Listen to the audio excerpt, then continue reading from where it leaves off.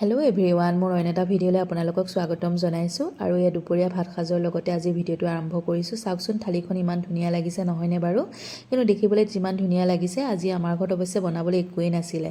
মই বাৰীলৈ গ'লোঁ, ৰঙালাও আগ দুটা আনিলোঁ, তাৰ সৈতে বুট কেইটামানৰ সৈতে ভাজিলোঁ, লগতে ফ্ৰিজত ডিম দুটা আছিলে, তৰকাৰী এখন বনালোঁ। তেনেকৈয়ে দুপৰীয়া সাজটো মিলি গ'ল আৰু আচলতে মই নাথাকিলেও তেনেকৈ কিবা নহয় কিবা এটা মিলাই পেলাই বনাওঁ এই ভাত সাজ।